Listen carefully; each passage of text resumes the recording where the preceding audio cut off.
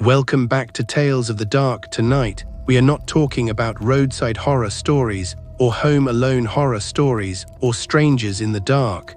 Tonight's story is different because this story doesn't come from an empty road or a locked house or a place people accidentally wander into. It comes from a place where people are brought only once, a place filled with names carved in stone, a place where families cry in daylight and no one stays after sunset. Tonight's story was sent in by one of my subscribers. He told me he worked nights as a watchman, but not an ordinary watchman. He guarded a cemetery. An old graveyard on the edge of town where the fog never seemed to lift, where the gates rusted shut every winter, and where even the local police refused to patrol after midnight. He said he took the job because the pay was higher than normal security work. No cameras. No visitors after dark. No real danger, just silence. At least that's what they told him. His name was Daniel, and this is what happened during his 4th week at Blackthorn Cemetery. Daniel started the shift at 10 p.m. every night. The caretaker would leave before sunset. The grounds crew never stayed late, and by the time Daniel arrived, the place belonged to him. Acres of grave, crooked headstones, family mausoleums, old angel statues with faces worn smooth by rain, rows of trees that blocked moonlight, and one narrow dirt road cutting through the center like a scar. His guard shack sat beside the front gate. Inside was a desk, an old heater, a flashlight charger, and a logbook that looked older than the building itself. His duties were simple: walk the grounds every hour, check for trespassers, lock the side chapel, report vandalism, wait for sunrise. That was it. For the first few nights nothing happened. He'd do his patrol, hear owls in the trees, maybe see a fox run between grave, normal things. But on the 4th week the logbook changed. He opened it at the start of his shift and saw the previous watchman had left a note written in shaky handwriting. If you hear knocking underground, do not investigate. Daniel laughed when he read it. Probably some old man joke, maybe a way to scare the new guy.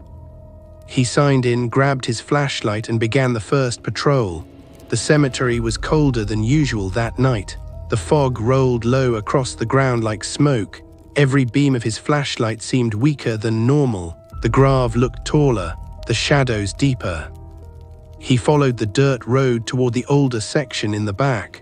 That part of the cemetery dated back over 100 years. Children's grave, war veterans, entire families buried side by side. Some stones leaned so far they looked ready to collapse. As Daniel passed one row, he heard a metallic clang somewhere ahead. He stopped instantly, then silence. He called out, "Hello," no answer. He moved forward slowly. The sound came again, clang like iron striking iron. He traced it to an old burial plot surrounded by a rusted fence. Inside stood a large family crypt. Stone door, heavy chain, padlock still attached. The clang came from inside it. Daniel stood frozen for several seconds, then the sound stopped. He radioed the office number, no signal. He stepped closer to the crypt. The chain looked untouched, no damage. No sign anyone had entered. Then from directly behind him, someone whispered, "Too early." He spun around so fast he nearly fell. No one there, only rows of grave disappearing into fog. He backed away from the crypt and returned to the shack without finishing patrol. He told himself it was wind, branches, stress. Inside the shack he poured coffee with shaking hands, then noticed something strange. The logbook was open to a page he hadn't seen before, a page from years earlier. One line written over and over. "Do not answer voices that know your name." He closed the book immediately. At 12:07 a.m. the front gate bell rang. Someone was outside. Daniel looked at the monitor. A single figure stood at the gate, tall, still, wearing what looked like an old black suit. Face hidden beneath a wide hat. No car nearby, no footsteps had approached, just suddenly there. Daniel used the intercom. "The cemetery is closed." No response. He repeated it louder. The figure slowly lifted one hand and pointed past Daniel toward the grave behind the shack. Daniel turned instinctively. Nothing there. When he looked back at the monitor, the figure was gone. He rushed outside with his flashlight. The road beyond the gate was empty. No person, no sound, no tracks in the wet dirt. Then from somewhere deep in the cemetery, a bell rang once.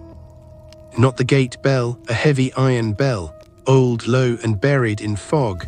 Daniel swallowed hard because there was no bell tower in Blackthorn Cemetery, only one place that had a bell, the old chapel, which he had personally locked an hour earlier. He turned his flashlight toward the darkness and saw it. The chapel doors were open, wide open, warm yellow light glowing from inside, and several silhouettes standing motionless in the doorway, waiting. Daniel stood in the road staring at the chapel. It sat nearly half a mile from the gate, deep in the center of the cemetery where the oldest graves surrounded it like a circle. He knew for a fact the chapel had no electricity. The caretaker told him that on the first day. Power lines had been cut years ago, storm damage never repaired. The building was only used for storage now.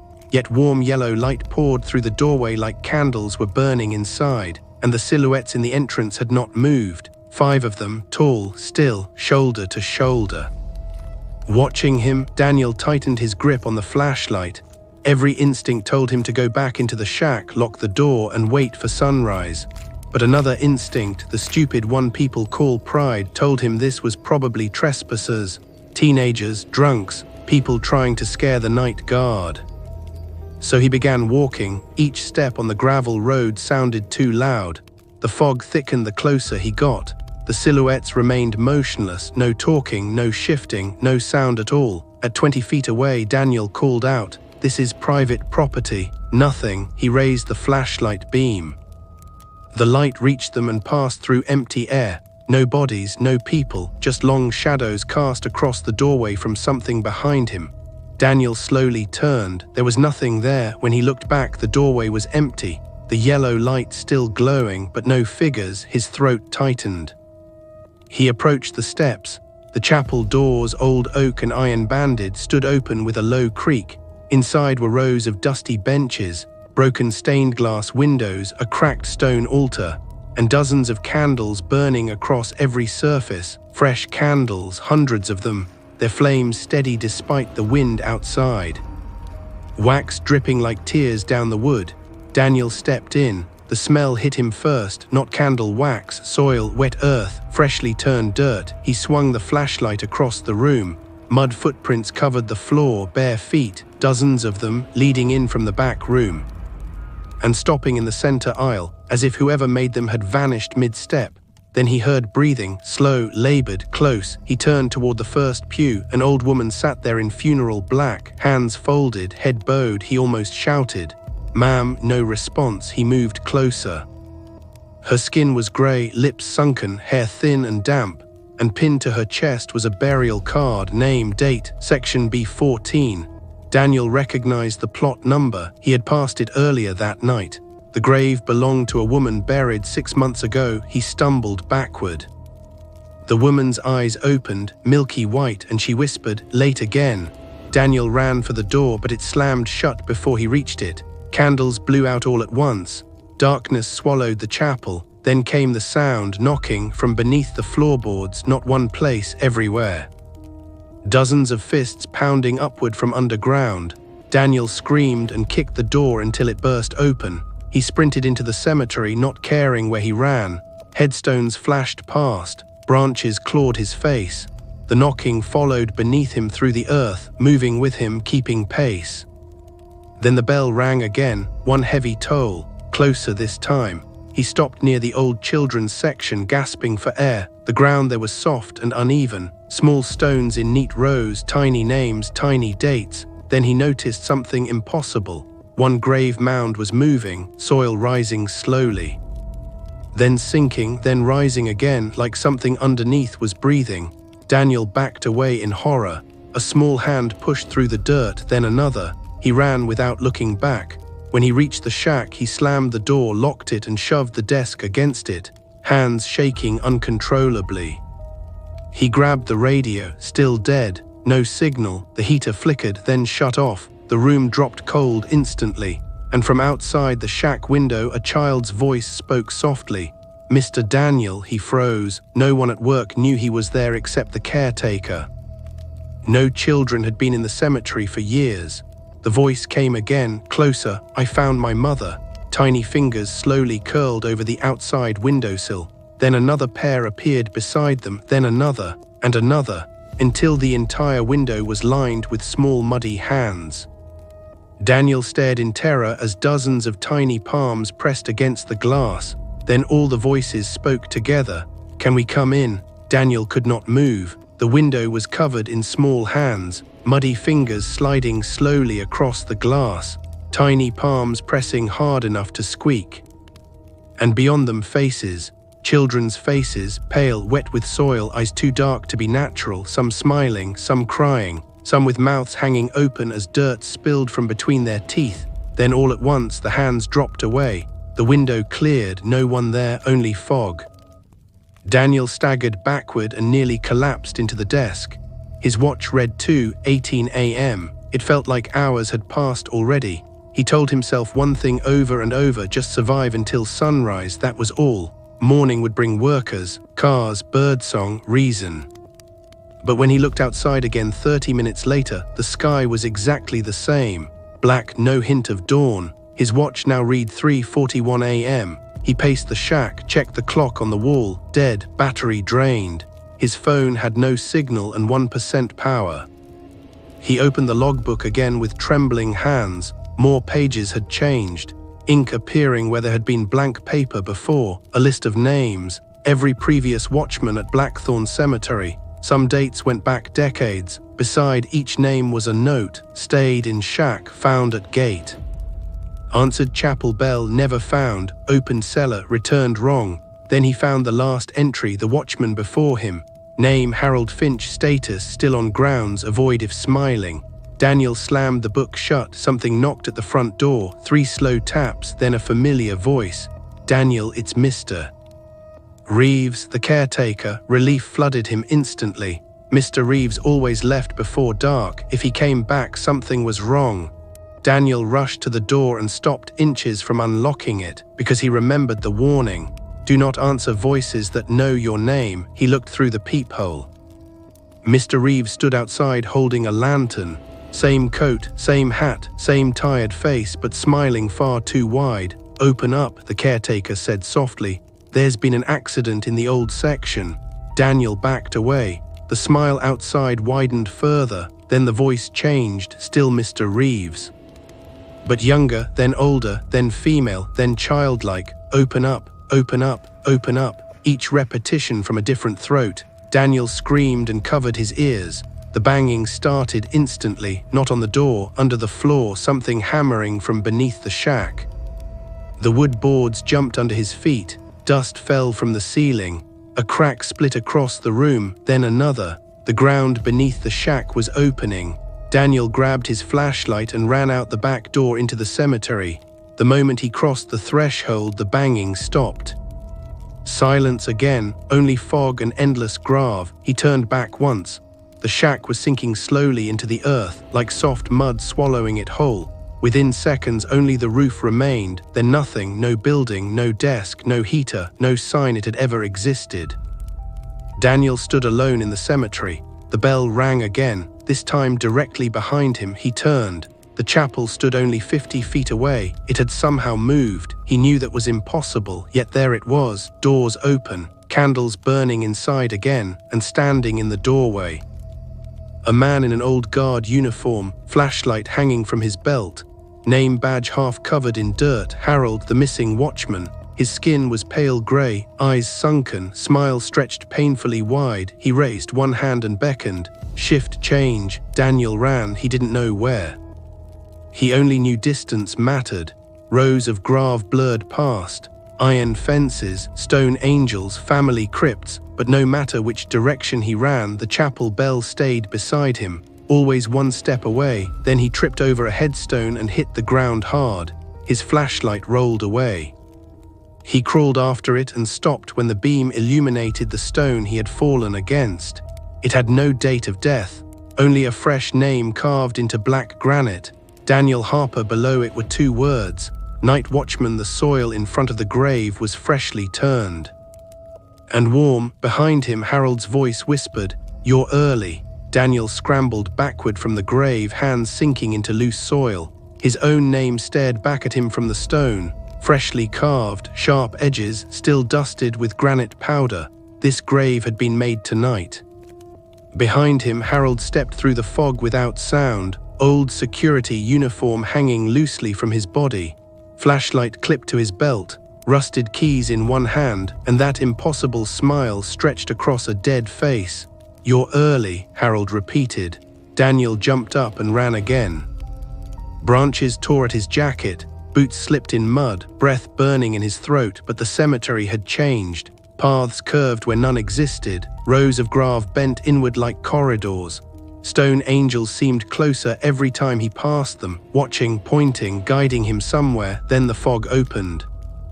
The chapel stood ahead once more, larger than before, its doors wide open, bell ringing by itself, one slow toll at a time. Daniel stopped fighting direction. No matter where he ran, the cemetery fed him back here. Harold appeared beside the chapel steps, not chasing, just waiting. "You can keep running," he said calmly. "Everyone does." Daniel grabbed a broken branch from the ground like a weapon. "What do you want from me?" Harold's smile finally faded. "Rest." Then he turned and walked inside. Daniel should have run the other way. Instead, desperate people make desperate choices. He followed. The chapel interior was different now. No pews, no altar, no candles, only a massive iron trapdoor in the center floor, open, a staircase descending into darkness beneath the chapel. The smell of wet earth rose from below. Mixed with something sweet and rotten, Harold stood beside the opening. "I stayed because I looked." Daniel backed away. "What is down there?" Harold answered quietly, "The first watchman." Then, for the first time, fear showed in his dead eyes, and everything it has eaten since. The bell above them tolled again. The chapel doors slammed shut, locks clicked by themselves. Daniel rushed them, wouldn't move. Behind him, footsteps climbing the stairs from beneath the trap door. Heavy, slow, wet, one at a time. Harold whispered, "It learns the face of whoever watches longest." Daniel turned. A hand gripped the edge of the opening, not human, too long, too many joints, skin packed with dirt and roots, then another hand. Then a head slowly rose into candlelight that did not exist seconds ago. Its face changed as it climbed, an old priest, a crying woman. A child, Mr. Reeves, Harold, then finally Daniel, perfectly Daniel, same eyes, same mouth, same terror. It smiled using his face. "I'm ready for the gate," it said in his voice. Harold stepped back and bowed his head. Daniel understood everything at once. Every watchman was bait. Someone to patrol the grounds, someone to answer doors, someone to keep the thing fed until it learned enough to leave. And once it wore your face, you became the new watchman. Daniel lunged for Harold in rage. They crashed into the bell rope. The bell rang violently overhead. The creature shrieked, not human, a deep sound like grave opening. Harold grabbed Daniel's shoulders. "Listen carefully," he said. "It cannot leave if no one remains to watch it."